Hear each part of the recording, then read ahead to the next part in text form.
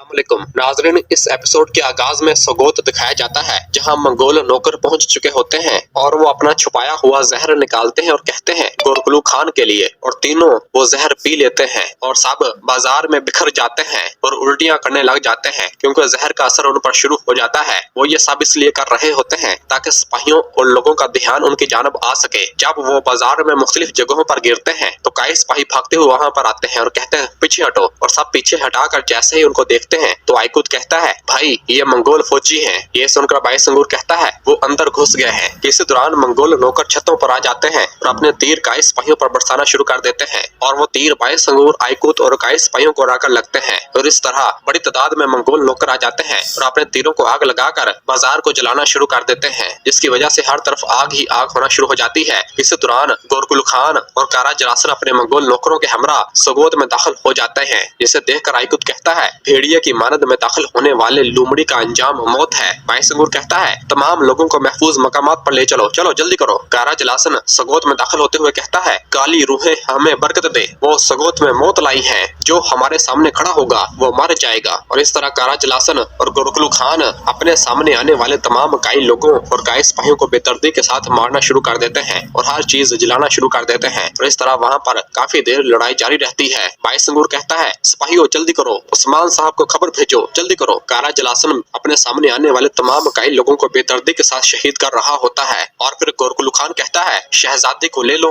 और बाकियों को जलाकर जहान के लिए इबरत बना दो।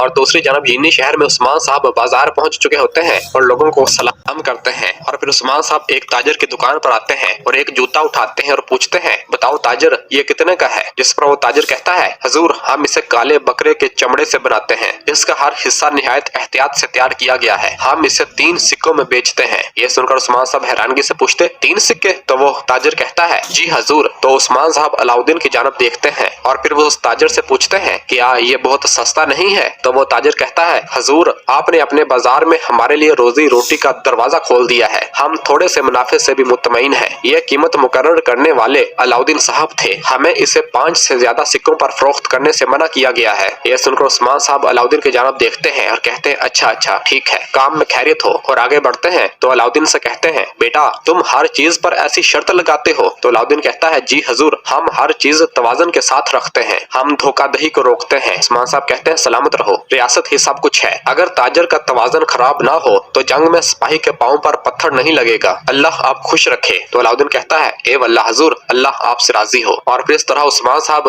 दूसरी ताजर की दुकान पर जाते हैं और उसका सामान देखने लग जाते हैं। इसी दौरान याकूब साहब और महमद भी बाजार में आते हैं और दूर से उस्मान साहब को देखते हैं तो कहते हैं सरदार उस्मान साहब, और उस्मान साहब के पास आते हैं। याकूब साहब ने अपनी आंखों में सुरमा डाला हुआ होता है और उस्मान साहब के पास आकर कहते हैं हमने आपको सरहदी बाजार खोलने की दावत दी थी, आप हमें दावत क्यों नहीं देते? तो उस्मान साहब कहते हैं खैर है याकूब साहब, बाजार अभी नया है, जब दावत देने का वक्त होगा आपको जरूर दावत दी जाएगी। और फिर पूछते हैं खैर होगी, आप क्यों आए हैं? तो याकूब साहब कहते हैं आप एक सुल्तान होते हुए एक आजाद रियासत का ऐलान करते हैं, यकीनन मैं आपके सामने आकर खड़ा रहूंगा। ये सुनकर उस्मान साहब थोड़ी देर खामोश रहते हैं और फिर कहते हैं हम सामने खड़े होने वालों से कब डर गए, मुझे बताओ क्यों आए हो? तो याकूब साहब कहते हैं डर गए, मुझे बताओ क्यों आए हो? तो याकूब साहब कहते हैं मेरे यहाँ आने की वजह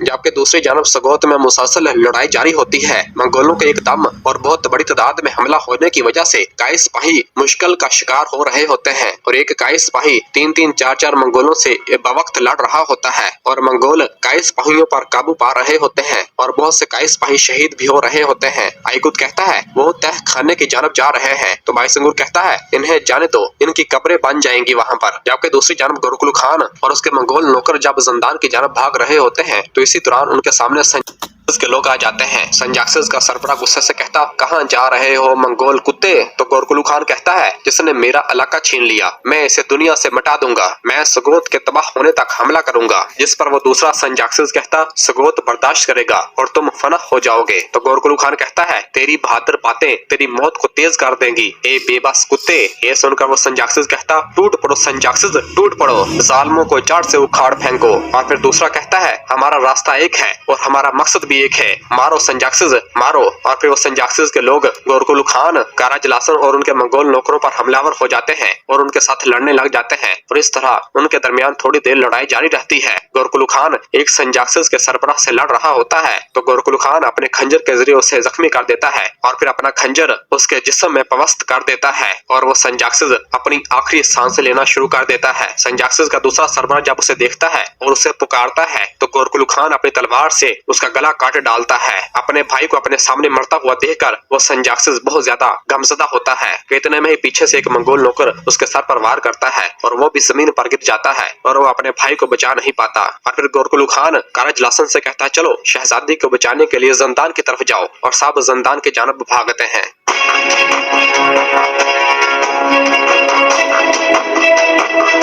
اور پھر دوسری جانب جنگل میں ایک میدان میں یونس ایمرے صاحب ایک جگہ پر موجود ہوتے ہیں اور کہہ رہے ہوتے ہیں ایک مصیبت میں ہے، وہ ہے جو دوا کی تلاش میں ہے، کیا وہ جو اپنی پریشانی کا علاج نہیں ڈھونڈ رہا وہ عاشق ہے؟ اے یونس ہو اپنے دوست کی تکلیف کو کم کر دو، کیا جس کے دل پر عشق کا تیر نہیں لگا وہ عاشق ہے؟ اسی دوران برہان اپنے گھوڑے پر سوار ہوئے وہاں پر آتا ہے اور یونس ایمرے صاحب کے پاس آتا ہے اور آ کر سلام کرتا ہے اور کہتا ہے السلام علیکم یونس ایمرے صاحب۔ تو یونس ایمرے صاحب کہتے ہیں وعلیکم السلام، خوش آمدید برہان صاحب۔ تو برہان اپنے گھوڑے سے نیچے اترتا ہے اور یونس ایمرے صاحب کے پاس آتا ہے اور آ کر کہتا ہے مجھے امید ہے کہ میں ایک نامناسب وقت پر نہیں آیا، اور بتاتا ہے ایک بہت اہم مسئلہ ہے، مجھے آپ کی مدد کی ضرورت ہے یونس ایمرے۔ تو یونس ایمرے صاحب کہتے ہیں استغفر اللہ، اگر میرے پاس دوا ہے تو میں اسے آپ سے نہیں چھپاؤں گا، چلیں تشریف رکھیں۔ اور پھر برہان یونس ایمرے صاحب کے پاس بیٹھ جاتا ہے اور کہتا ہے وہ میری ماں ہے، وہ میری اور خلوفرا کی شادی پر راضی نہیں ہے جب تک کہ خلوفرا اسلام قبول نہیں کر لیتی۔ میں چاہتا ہوں کہ وہ اسلام قبول کر لے اور ہم دنیا اور آخرت میں ایک ساتھ رہ سکیں، لیکن میں خلوفرا کو قائل نہیں کر سکا۔ میں چاہتا ہوں کہ آپ خلوفرا کو اسلام کے بارے میں بتائیں اور وہ اسے پسند کرنے لگے۔ یہ سن کر یونس ایمرے صاحب کہتے ہیں صرف اللہ کسی چیز کو کہتا ہے ہو اور وہ ہو جاتی ہے، برہان صاحب جو ہمیں پیار کرتا ہے وہ صرف اللہ ہے، ہم جب چاہیں بندے کو مومن نہیں بنا سکتے بلکہ اس کی مرضی سے ہوتا ہے۔ تو برہان کہتا ہے وہ نہیں چاہتی اور میں نہیں چاہتا کہ میں کیا کروں۔ یونس ایمرے آپ کی باتیں بہت دل کو چھوتی ہیں،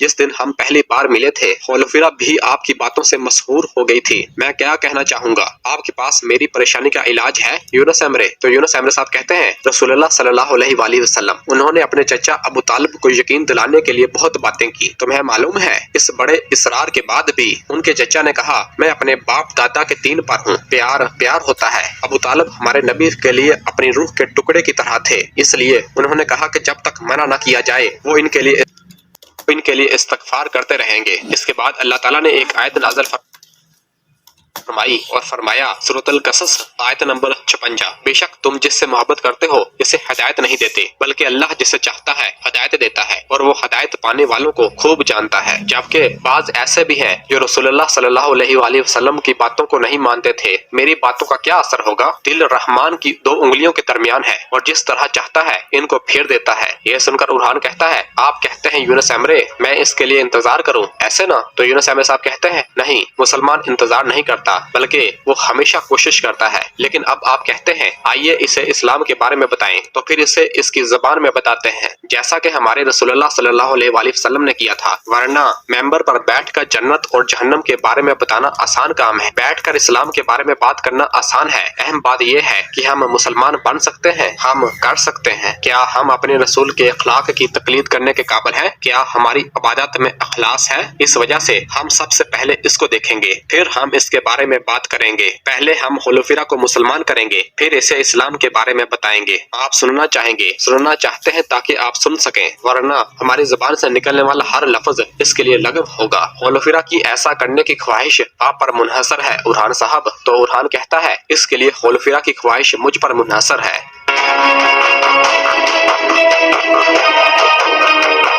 जबकि दूसरी जानब यीनी शहर में याकूब साहब उस्मान साहब से कह रहे होते हैं, हमारे यहाँ आने की वजह आपकी आजाद रियासत और आपके बाजार की मुबारकबाद पेश करना है उस्मान साहब। ये सुनकर उस्मान साहब और मलहून और बाला हैरान होती हैं और फिर याकूब साहब कहते हैं तहाइफ लाओ। तो कायनुमाज एक तलवार उस्मान साहब को पेश करता है। उस्मान साहब ये सब हैरानगी से देख रहे होते हैं और फिर तलवार को देखते हैं और याकूब साहब को देखते हैं और फिर इसके बाद उस्मान साहब उस तलवार को उठा लेते हैं, जबकि एक दरमियान का सिपाही एक कुरान पाक मलहून को तोहफे में देता है। उस्मान साहब कहते हैं ए वल्लाह और उस तलवार को मियान से बाहर निकालते हैं जो कि एक शानदार तलवार होती है। उस्मान साहब उस तलवार को मियान से बाहर निकाल कर अच्छी तरह देखते हैं और कहते हैं सलामत रहें याकूब साहब। और फिर याकूब साहब कहते हैं आपको सरदारों में शामिल ना करना हमें दुश्मन नहीं बनाता उस्मान साहब, हम चाहते हैं कि हम सब एक साथ मौजूद रहें और आप भी सलामत रहें उस्मान साहब। तो उस्मान साहब कहते हैं ए वल्लाह। और फिर इसी दौरान एक गाय सिपाही भागता हुआ बुरहान के पास आता है और उसके कान में सुगोत का सारा वाकया बताता है। ये सुनकर बुरहान परेशान हो जाता है और उस्मान साहब को बताता है हजूर